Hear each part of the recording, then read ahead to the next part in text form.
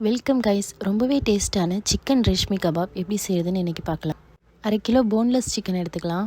சிக்கனை மேரினேட் பண்ணுறதுக்காக 1 கை புதினா, 1 கை மல்லி இலை, 12 பூண்டு, ஒரு சின்ன துண்டு இஞ்சி, 4 பச்சை மிளகா இதெல்லாம் மிக்ஸி ஜாரில் போட்டு அரைச்சி பேஸ்ட் பண்ணி எடுத்துக்கலாம்.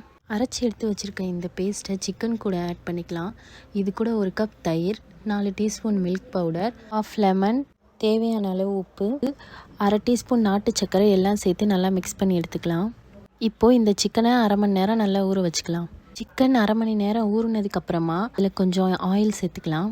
இப்போ இந்த சிக்கன் துண்டுகளை கம்பியில் கோர்த்துக்கலாம்.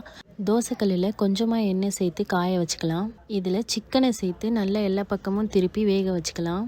சிக்கனில் ஸ்மோக்கி ஃப்ளேவர் வேணுன்றதுக்காக ஒரு கிண்ணத்தில் சூடான அடுப்புக்கறி எடுத்துக்கிட்டு அதில் 2 சொட்டு எண்ணெய் விட்டு இப்போ சிக்கன் கூட சேர்த்து மூடி வச்சுக்கலாம். ரொம்பவே டேஸ்டான ரேஷ்மி கபாப் ரெடி ஆயிடுச்சு. இந்த டிஷ்ஷஸ்லாம் பிடிச்சிருந்தா சப்ஸ்கிரைப் பண்ணுங்கள்.